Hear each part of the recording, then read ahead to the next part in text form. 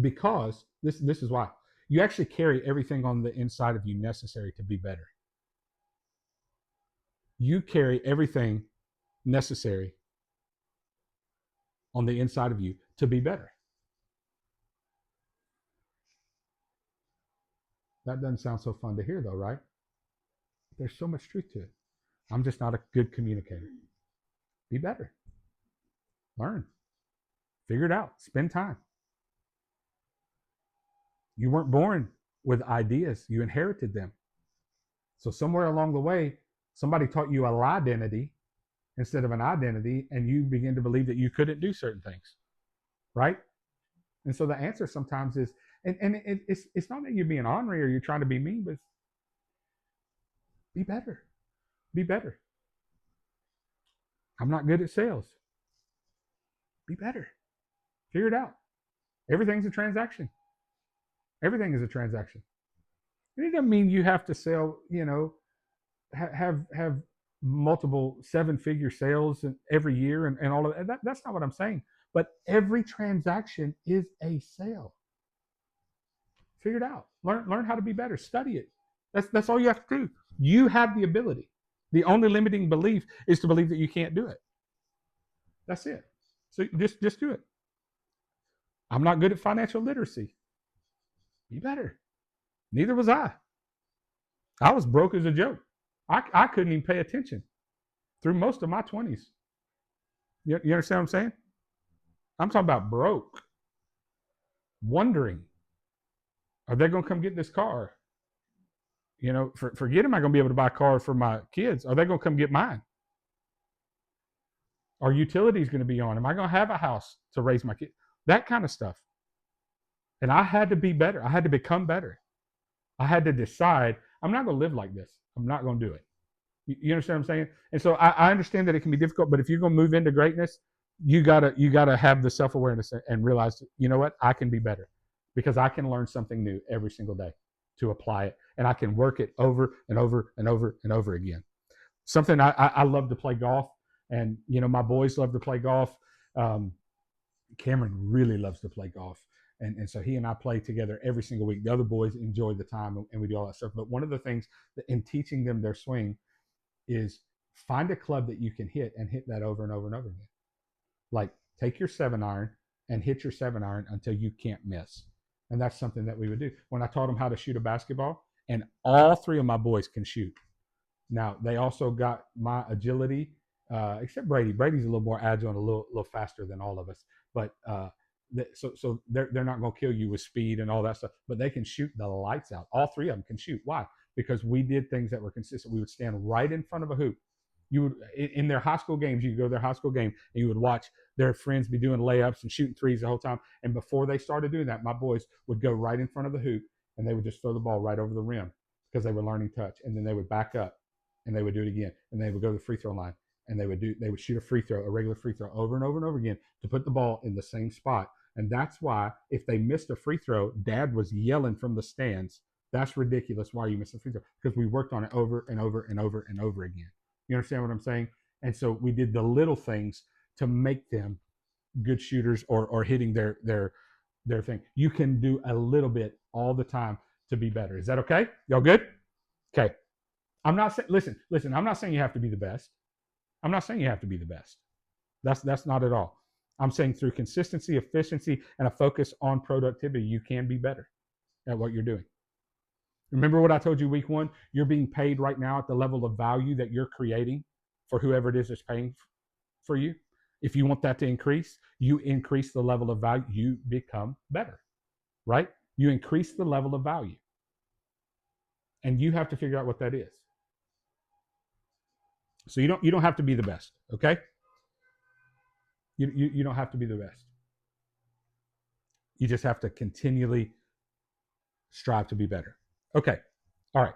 Now, I told you I'm going to give you a portion of a leadership framework that I use for identifying, clients and their self-awareness and where they are. Okay. So I want you to write these 5 questions down that I'm going to give you, and I'm going to give you time. And I want you to rate yourself between 1 through 5. 1 being I strongly disagree, 5 being I strongly agree, and then everything in the middle. Okay? So 2 would be disagree, 3 would be neutral, 4 would be I agree, 5 would be I strongly agree. Okay? What do you so write this down. What do I see?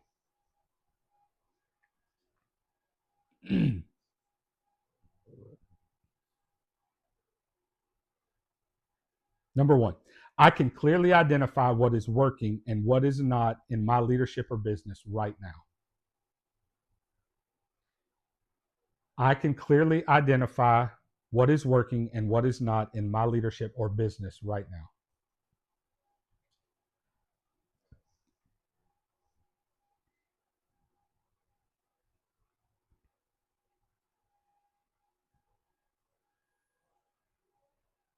Number 2, I recognize patterns in my results rather than treating issues as isolated events. I recognize patterns in my results rather than treating issues as isolated events.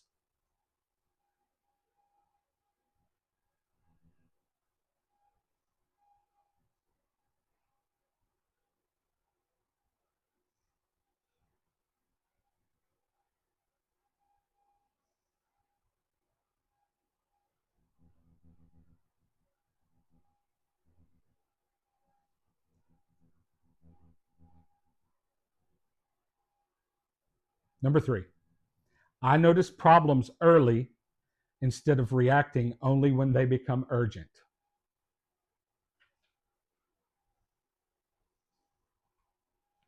Be truthful now. Be truthful on all these.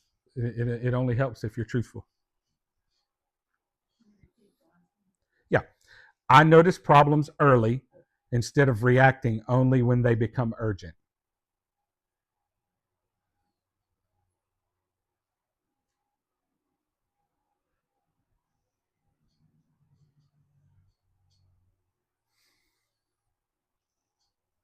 Number 4, this is a really, really good one.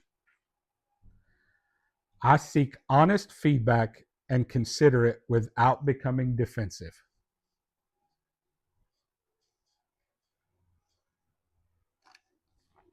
I seek honest feedback and consider it without becoming defensive.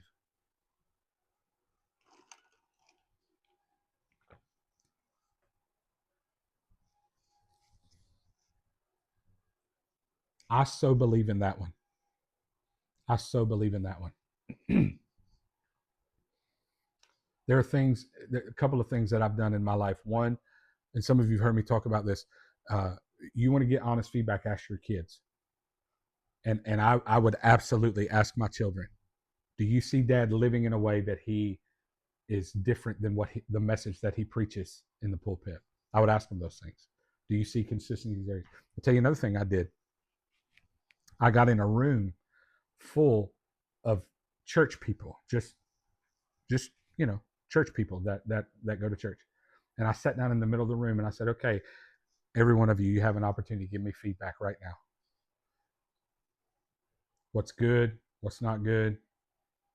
What do you want me to do? Because I value that so hard. I value that so hard. Because this is what I've learned. There comes a point where I have to move beyond what I think my intention is. There comes a point where I have to move beyond what I actually think my intention is. Okay. And if I hear something more than once, specifically if it keeps coming over and over again, whether it's my intention or not, I have to address that thing. You understand what I'm saying? I have to address that thing. So it's just important. I seek honest feedback and consider it without becoming defensive. Number 5, this is the last one. I can clearly name the primary constraint limiting my progress.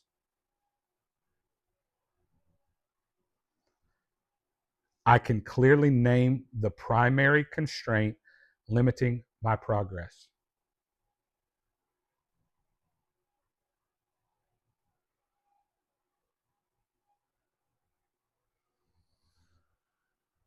If you guys, if anybody in here decides to move into coaching with me, this is one section of an assessment that I'm going to give you so that we put a plan together to actually bring transformation to what you need.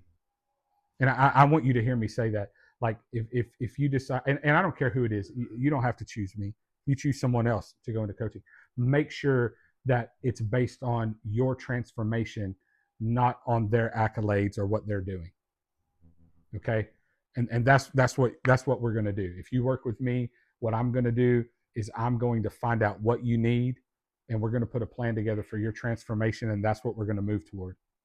It doesn't matter what I've done, right? We'll use experience, we'll use wisdom, all the things, but we're gonna go toward transformation.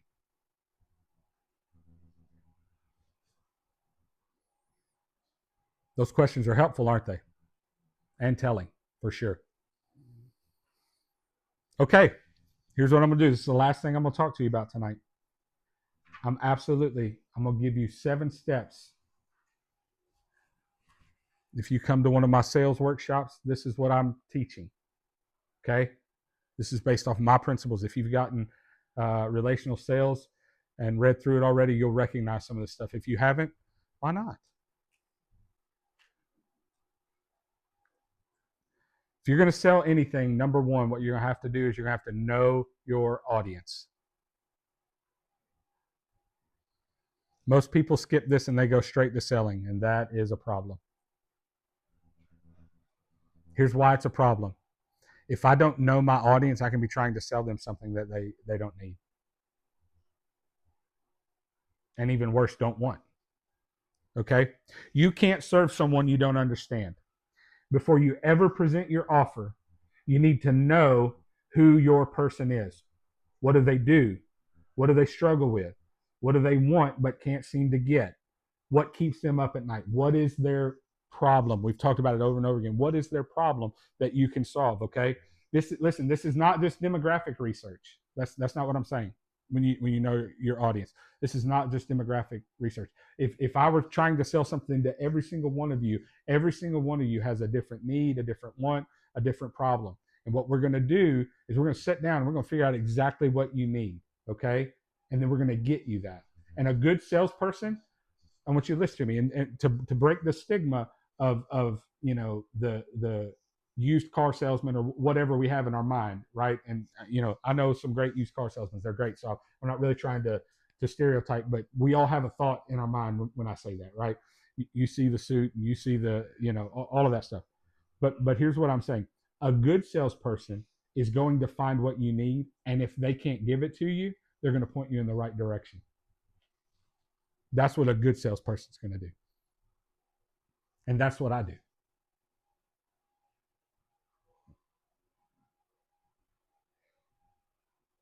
That's why when we talk about coaching, like we did a couple of weeks ago, she's like, do I go here? Do I go there? You go there. Go wherever the transformation is best for you. You understand what I'm saying? I'm not trying to just sell myself or, even in my business. If you can get the exact same quality of work and you can get exactly what you need for a cheaper, go with them. Y'all think I'm joking, but I promise you I've done that. I can't tell you how many deals I've walked away from doing that exact thing because I want them to have what they want. Okay? So it's not demographic research. It actually is building relational intelligence. That's what it's doing. I'm not just studying a market segment. You know what I'm saying? I'm actually learning a human being, learning what they need.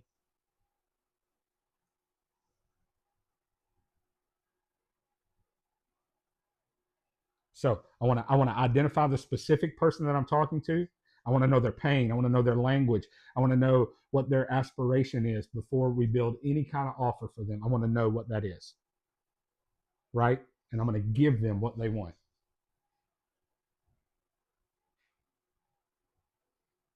Because the more you know your audience, the more precise your offer is, the more precise uh, the solution that you're offering them is.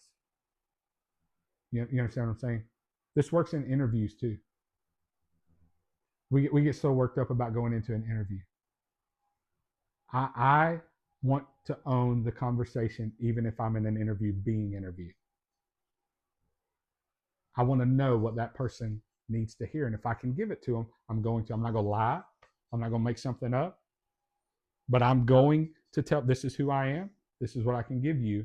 And if it fits what they need, but I'm learning that person every time I'm talking. I'll tell you a prime example. I went to, I was selling roofs in Arizona, okay, when I first got into the roofing business. And in Arizona, I don't know how many have ever spent time in Phoenix, but nobody's from there. Nobody is from there. I mean, they're snowbirds or they migrated later. Very, very few people are actually from Arizona. And it's impossible for me to talk to you if you're from a different part of the country and not hear my Kentucky accent. It's just impossible. It doesn't matter whether I think I have an accent or not, I do. And so I would go up to a door and they were so scared, that somebody wasn't going to treat them right and wasn't from the area, um, because of the business I was in. Because there are guys who do that and they don't do it right. I never did that. I was always good to my customers and always kept my word. But for the first little bit, they would say, "You're not from here," and I would have to overcome that objection. Okay, about 3 weeks into me selling, I learned really quickly what to say to them. And this is what I would say as soon as I knock on the door. "Hey, I'm with such and such roofing company, and you called us out, want to check it out?" And they would say, "You're not from here." And I would immediately respond, "You're not either." And they would laugh and they would say, "You're right. Come on in." And we would have a good conversation. And I would go into their house and I would never, ever mention a roof or a shingle or anything. I'd look at a picture on their mantle and I'd say, "Oh, is that your grandson? He plays football. My kids played football." And I'm literally connecting with them because it matters, not because I'm trying to sell a roof, because it actually matters. And they can tell, if I was just doing that just to get around and try to sell them, you can tell. But when you're really trying to build relationship, you know your audience. And when you do that, you're not trying to convince somebody to buy something they don't want. You're literally just persuading them to go ahead and get what they already need. Does that make sense? Okay. Number 2, learn how to communicate to your audience. Knowing your audience and communicating to your audience are 2 different skills. Know who they are. Now you need to know how they receive information. This is why reading and education and studying is so important, because you're going to encounter multiple different people. Multiple different people. You have, for example, who knows how many different professions you have in your chair every single day. So you got to be able to carry on a conversation with people, right? You learn how to communicate with your audience. Are they action oriented? Do they lead with their feelings? Do they respond to facts, or do I need to tell them a story? Do they need data, or do they need permission? Some people just need permission, right? To get what they need or what they want. People receive communications in different ways. And here's the thing, listen, it's your responsibility to give them the information the way they receive it, not the way you receive it. We get stuck in that all the time. Well, this is good for me, and this is that. They're not trying to receive it like you are. So you got to figure out what they need and give it to them. Does that make sense? Okay. So study how your audience processes information and you adjust your delivery, right? You adjust your delivery. Match your tone and format to where they are, not where you are. I will tell you this over and over and over again. Poor communication is the reason you don't make sales. Poor communication is the reason people don't make sales. It's just the case. Okay. Number 3, market to your audience. So once you find out who your audience is and you learn how to communicate to them, now you're going to market to them. It's not manipulation. It's making sure that the right person knows you exist, right? Making sure that the right person knows you exist. That's what marketing is. Relational marketing looks like showing up consistently in the spaces where your audience is already spending time. That's what relational marketing looks like. It's content that speaks to their real problems, right? It's your presence being there before you ever give them any kind of a sales pitch.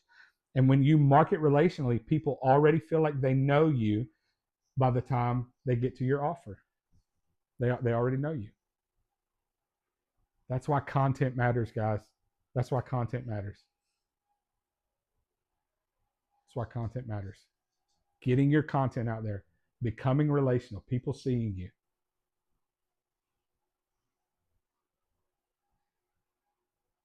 So show up where your audience is, not where you prefer to be, and lead with value before you lead with an ask. You know what I mean when I say that? Let them know what the value is. What's the transformation? Remember what I was just telling you about a while ago? What's the transformation that you're going to get? What's the problem that you're going to solve? Not what your product is, not how long you've been doing it, not yada, yada, yada. What problem are you solving? Because strangers will not pay you to give them joy. They will pay you to push them away from pain. They will pay you to push away from the problem, okay? And then the other thing is consistency in marketing. That's what builds familiarity, and familiarity builds trust, okay? Number 4, have an irresistible offer that your audience wants. Once you know your audience, you know how to communicate to them, you're marketing to them, make sure your offer is exactly what they want. When it comes time to actually make the offer, you've already learned who they are, you've learned how they communicate, you've learned what they need. Now you give them what they need. I'm telling you guys, it's not even sales. It's like shooting goldfish in a barrel.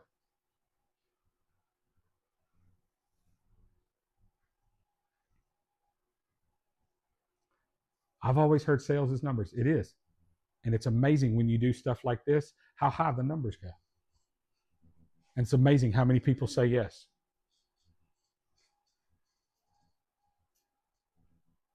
The word irresistible, it's not about pressure. I'm trying to align them into something. A good offer solves a real problem. Your audience already knows that they have that, right? So an irresistible offer makes the decision to say yes feel obvious. It just makes sense.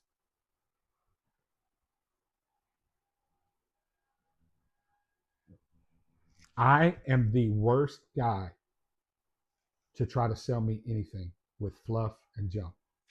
I'm the worst because I can see it from a mile away, and I don't want anything to do with that stuff. And I was telling somebody earlier today, I'll get on a sales call, and when you get into marketing or you get into coaching, at a high level, it's a lot of money, right? It's a lot of money. It just is. It's expensive. And so, I'll be talking to someone that maybe I'm looking for mentorship, or I'm looking for a marketing program or whatever, and they'll put their sales team on, and they want to go through this whole thing, and they want to be like, well, if you could do this, how would it make you feel? And I can handle about 3 of those. And then I tell them, look, here's the deal. I sit in your chair all the time. And I'm telling you that if you can tell me exactly what this does and exactly what it is, I'm giving you what I need. Then we will make a deal. I don't need any more of these questions. I don't need it to take 45 minutes of my time, because that's what your script says. I literally have told them that. Like, listen, I need you to put your script down and let's just talk and let's build a rapport. And some of them can handle it, some of them can't. It shakes them or whatever. But I, seriously, like, let's talk about what is actually needed, because I'm going to tell you what I need. And if you can give me what I need, then I'm going to say yes, and you're going to make a sale. And if you can't, then we're going to move on, and it'll be good for both of us. You understand what I'm saying? So when you create that offer, make sure that you're able to communicate it in a way that fits what they want, and that your value is clear, so that the outcome is something that they already desire. And when you do that, the decision is easy. I don't have to ask you, well, how would you feel if this worked exactly the way you wanted it to, and all this? No, no, no, no. What is it you need? What is it that you want? And if I'm going to ask a question like that, I'm going to reframe it. And I'm going to say something like, okay, listen, let's just say this works exactly the way you want it. What's the outcome? Why am I doing that? Because they're telling me the problem that they want to solve. If I get into a conversation and I don't know the problem that they want to solve, then I'm going to ask a direct question like that right there. If this were perfect, what would your outcome be? And they'll tell you either they want it cheaper or they want this exact thing. They're telling you what the problem is, and then you solve the problem. It's a sale. Boom. So you build your offer around what they want, not your expertise. Listen, guys, People don't care. They don't care what you know and how long you've been doing it and all of that stuff. Now there are some lanes where they want to know about experience, and that's good. But again, you got to know your audience. But they don't really care about your expertise and all of this other stuff. They want to know, can you solve their problem? And even if you feel the need to tell them what your experience and expertise is, you need to frame it around solving their problem. Okay? And here's the deal. If you feel like you're having to convince people a ton about your offer, it's probably misaligned. It's probably not what they need. You got to have self-awareness to move on from that, okay? Number 5, know how to sell to your audience. Selling is not a presentation, it is a conversation. Do not go into sales thinking, I've got to make my presentation. Because if you do that, it's going to be robotic, it's going to be sterile, you're going to be checking off the box in your brain. Go in and have a conversation. Just have a conversation with them, okay? In relational sales, the goal is to listen more than you talk. You ask questions. You let them tell you where they are and what they need. You show them how your offer closes that gap. You're not closing a deal, you're opening a relationship, okay? So stop presenting, start conversating. Ask questions that surface what they actually need, and then the sale becomes a natural result of a well-built relationship and not a scripted pitch. Number 6, we're almost done. Know how to bring transformation to your audience. People don't buy products, they buy change. They buy the answer to their problem, okay? Your job is to offer the sale. Your job after the sale is to deliver on the outcome that you promised. That means you need a clear process, real accountability, and commitment to seeing your client get the results. Transformation requires your full engagement, not just your content, okay? Can you repeat that one? Yeah. Your job after the sale is to deliver on the outcome. Yeah. So know how to bring transformation to your audience.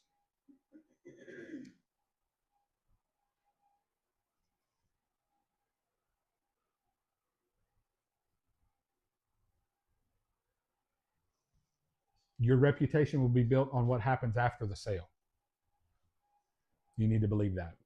Your reputation will be built on what happens after the sale.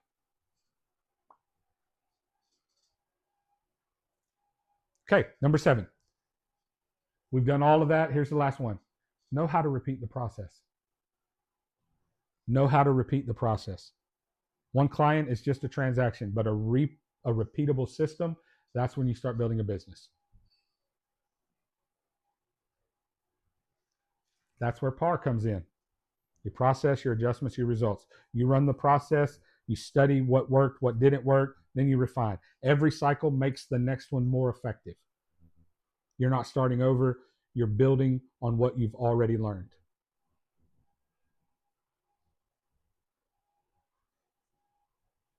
Please hear me. Scalable income requires a repeatable system. Scalable income requires a repeatable system. And a repeatable system will require intention to build it. And it's really true. You don't actually know something until you can teach it. And then when you can teach that repeatable process, that's when you begin to scale because you start reproducing yourself.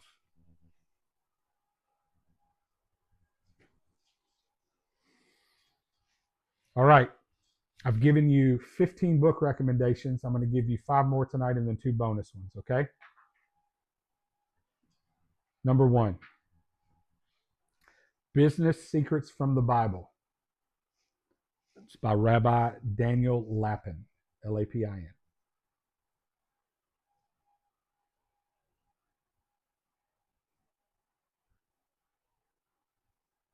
So that you'll get mad at the institutional educational system. Weapons of Mass Instruction by John Taylor Gatto.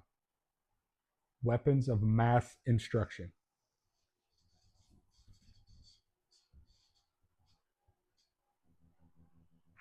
Here's another good book for marketing, Key Person of Influence by Daniel Priestley.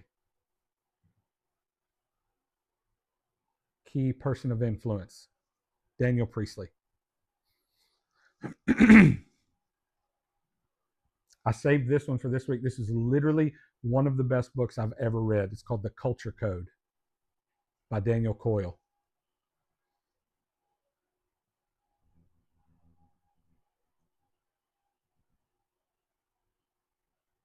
And I'm giving you these books because they're beyond maybe where you are right now. And maybe not. They may be right where you are. But the culture code is more about leadership and how you develop a culture and a team, because that's what you have on the inside of you. If you're going to build a business, you're going to build a scalable process that is repeatable, and you're going to have a team around you that's going to help you do those things. And that's the culture code is phenomenal. The next one is Extreme Ownership. This is by Jocko Willenick and Leif Babin. They're a couple of Navy SEALs that teach leadership. And please understand, if you're reading this on Audible, please know that they were Navy SEALs and there is military language that is in there. Okay. And then I'm going to give you these two, and they're phenomenal books. And if you've never read anything by Patrick Lencioni, everything he writes is in parable format. So he'll give you systems and processes, but then he'll put it into a very digestible parable. It's an amazing read and amazing listen if you do Audible as well. So number one that I want to give you of his is The 6 Types of Working Genius. There's actually an assessment that goes with that book you can pay for, and I did that with my whole team, and it was so valuable. The 6 Types of Working Genius. And then the last one is The 5 Dysfunctions of a Team.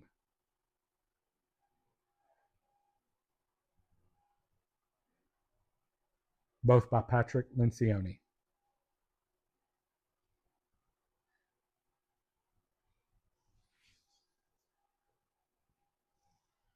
Okay, here's the last thing that I want to tell you.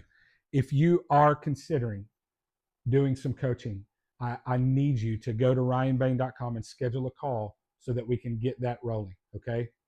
And here's what I promise you. If it is not the fit, I'm going to tell you. I'm going to let you know. I don't know that this is best for you. Okay. But once we go through the things, if we feel like it is, then I'm going to also promise you that we will move toward transformation, and you will see you will see the benefits of transformation. But you need to get that scheduled. Okay. Why do you need to get it scheduled? Because I need you to? No, because it's fresh and you need to take action if you're going to do it. That's what needs to happen. And again, if you're not sure, set up a time. Let's talk and let's figure it out. Because I'm going to honor my word. I'm not going to try to sell you something or sell myself to you if it's not going to work for you. Okay. And so for anybody on the video as well, you can go to ryanbain.com, schedule a discovery call, and we'd love to connect with you and make that happen.